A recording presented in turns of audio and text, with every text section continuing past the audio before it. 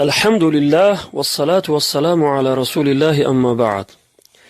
اگر با کدام سبب از دندان خون آید طهارت می شکند، اما اگر در حالت روزه از دندان خون آید روزه نمی شکند به شرطی که خون از حلق نگذرد. اگر خون از حلق گذرد روزه فاسد می شود، یعنی می شکند. و اگر خون همراه با آب دهان از حلق گذرد اعتبار غالبیت است، یعنی بسیاری. اگر خون بسیار باشد روزه می شکند و اگر آب دهان بسیار باشد نمی شکند. با حواله الفتاوی الهندیه یعنی عالمگیری جلد 1 صفحه 203 کتاب الصوم الباب الرابع فيما يفسد وما لا يفسد.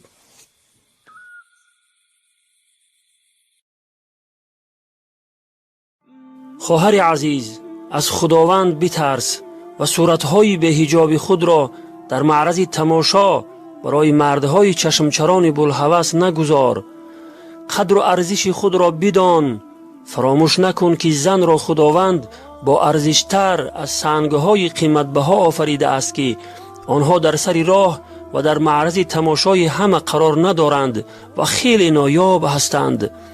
اما وقتی زن خود را در معرض تماشا می گذارد و مثل سنگهای سر راه به ارزش می شود. خواهر عزیز، تو که مسلمان هستی نباید به مثل زنان فاحشه خود را به ارزش کنی. تو گمان میکنی که کار تو خوب است، ولی این کار تو در پیشگاه خداوند گناه خیلی بزرگ است. به مثل خلوت کردن با زنی بیگانه، یعنی تنها نشستن با زنی نامحرم و مدتهای دراز صحبتهای تلفنی کردن، با همدیگر سخنان شهوت انگیز گفتن و با همدیگر به واسطه پیامک‌ها رسم و نوارهای فحش و بی‌حیایی روان کردن و غیره که اینها همه سراسر مخالف حکم پروردگار است. خداوند تعالی در آیه 32 سوره اسراء می فرماید: ولا تقربوا الزنا انه كان فاحشه وساء سبیلا، یعنی به زنا قریب نشوید چون که خیلی کار زشت و راه بدی است. از همه بدترش آن است که این عشق ظاهری و موقتی عاشق و معشوق را به کار زنا می کشد که خیلی پیامدهای بدی دارد. العیاذ. برادر و خواهر عزیز، آیا شما می دانید که چشمهان زنا می کنند؟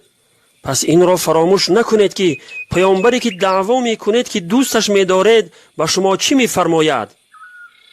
چشمهان زنا می کنند و زنای آن نگریستن است. روایت بخاری و مسلم. یعنی نگریستن به هر آن چیزی که خداوند دیدن آن را حرام کرده است.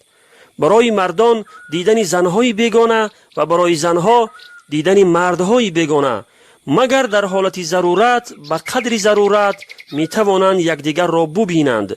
اما دیدن رسم و نوارهای فحشا و یا مردان و زنان این برهنه و لوچ هم برای مردان و هم برای زنان قطعا حرام است. این کار زنای چشم به شمار می رود. پس فراموش نکن که روزی از این چشم چرانی پرسیده می شوی ولی آنجا هیچ جوابی نمی یابی. برادر عزیز، وقتی با خواهر کسی زنا می کنی فراموش نکن که کسی دیگری با خواهر تو همین طور زنا می کند.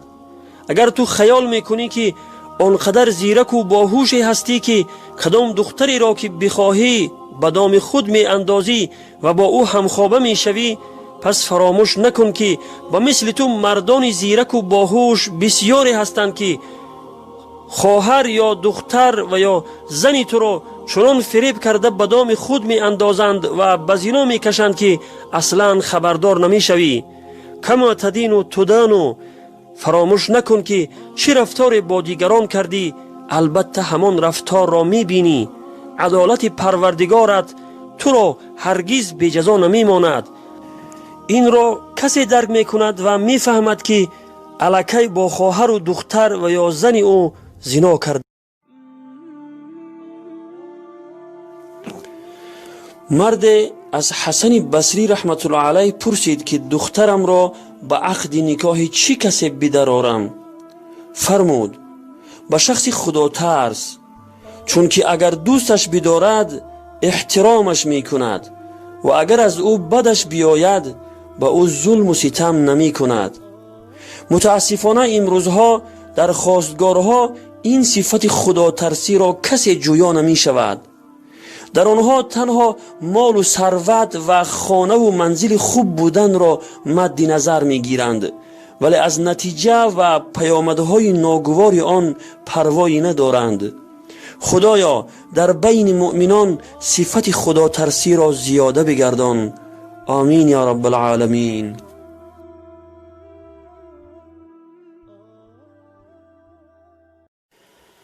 بسم الله الرحمن الرحیم. از ابو هریره رضی الله عنه روایت است که پیامبر خدا صلی الله علیه و سلم فرمودند: برای شخص مسلمان همین اندازه از شر و بدی کافی است که برادر مسلمانش را تحقیر کند. روایت مسلم. برادر و خواهر عزیز، وقتی مسلمانی را تحقیر و توهین میکنی، آیا باز هم خود را انسان خوب میشماری؟ طبق این حدیث گوهربار پیامبر خدا صلی الله علیه و سلم، تو انسان بدی هستی که مسلمانی را تحقیر و توهین میکنی.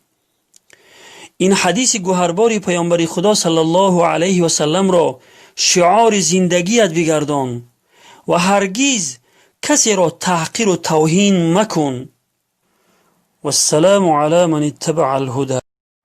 خواهر عزیز، از خداوند بترس و صورتهای به حجاب خود را در معرض تماشا برای مردهای چشمچران بوالهوس نگذار. قدر و ارزش خود را بدان.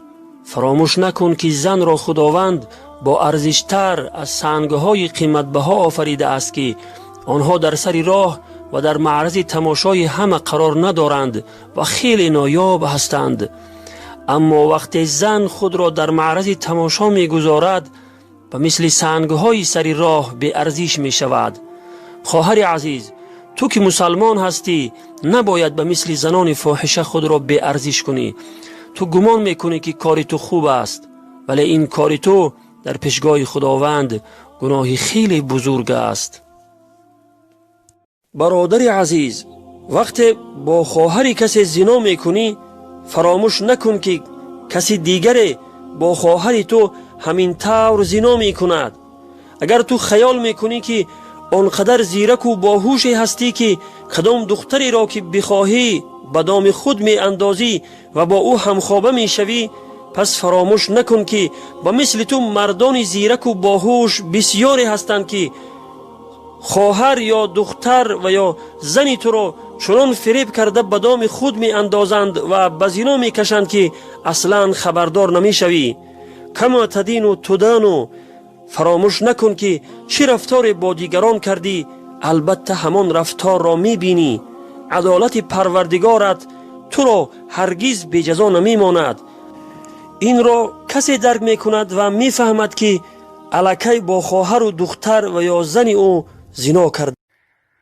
البته که نفس انسان را به کارهای گناه فرا می خواند. پس وقتی که نفس تو را به کارهای گناه فرا خواند، جواب او را با این آیه کریمه بده و او را آرامش بکن. الله رب العالمین می فرماید: اذالک خیر ام جنت الخلد التي وعد المتقون. آیا این بهتر است یا اون جنت جاویدانی که برای متقیان و پرهیزگاران وعده شده است؟ بله برادران و خواهران عزیز، اون جنت جاویدان که برای پرهیزگاران وعده شدگی است، برای ما و شما 1000 بار بهتر و بالاتر از آن است که این نفس ما را به سوی او فرا می‌خواند. پس برادران و خواهران عزیز، از جمله پرهیزگاران، از جمله متقیان باشید و تقوا و پرهیزگاری را برای خودتون زینت بدهید. السلام علیکم و رحمت الله و برکاته.